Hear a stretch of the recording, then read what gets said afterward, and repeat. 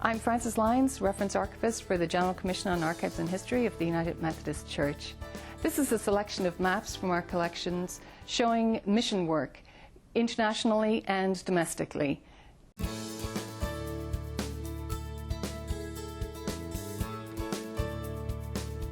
So for this sample, I have pulled this beautiful cloth map from China.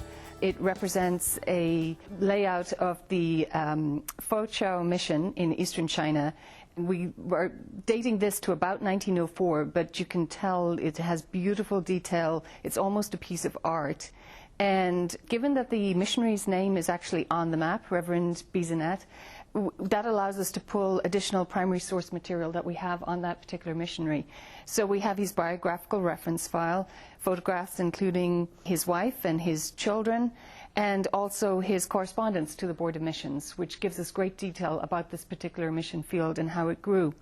Reverend Bizanet is interesting because he was actually on this mission field for 40 years. Not only that, but he actually died in China on the mission field.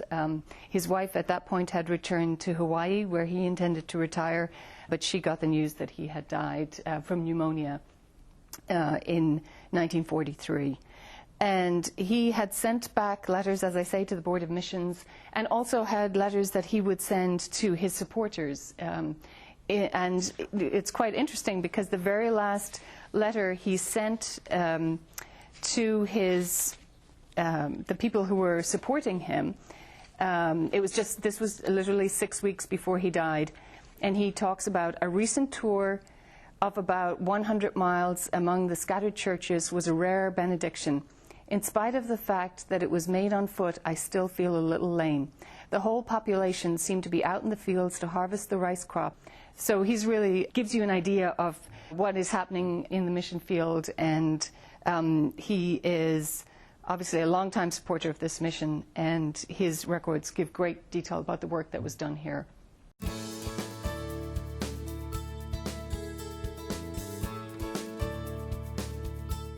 This next set of maps are maps that were used in preparation for the Uniting Conference of 1939, and this particular selection shows Methodist Protestant churches in the various conferences. So this is the Eastern Conference, which is largely North Carolina, and it shows where all of the churches were and the parsonages.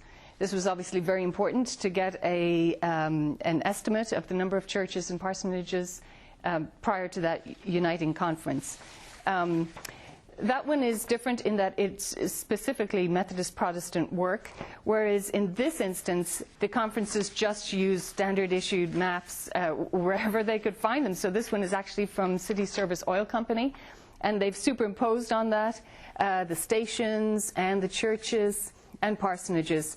And this is a map of Ohio. So it is the Ohio Conference of the Methodist Protestant Church. This is in western New York. The churches are indicated with gold stars. This conference has used this official AAA map and just superimposed stars to indicate where the Methodist Protestant churches are.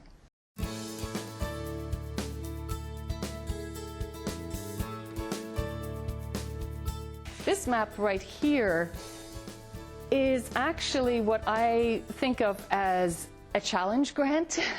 It was produced by the Board of Missions in challenging the conferences within the United States to raise a particular amount in the year 1895. And they set the goal. They knew exactly what each conference needed to raise, and so they broke it down then by district. And so I imagine they issued this map across the country, and they initially showed the domestic and foreign missions laid out on the map here, and then on the reverse of the map they've indicated that they need to raise $1.5 million, and they have listed out all the conferences and what dollar amount each must raise in order to meet that goal. So I do think of this as a challenge grant map. And I imagine it may have also been used to display in Sunday school rooms, wherever they would be able to show the work of the church across the globe.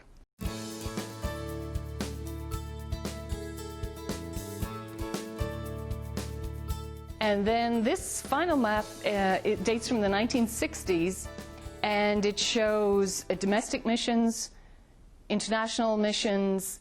It also indicates areas where churches are becoming or have become autonomous, but there's still a connection there.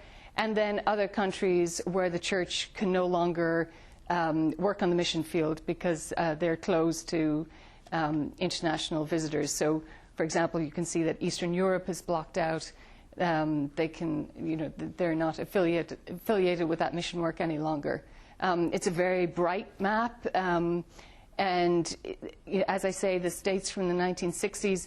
The map itself was produced by Rand McNally, but was then tailored to represent the work of the Methodist Church in the mission field at the time.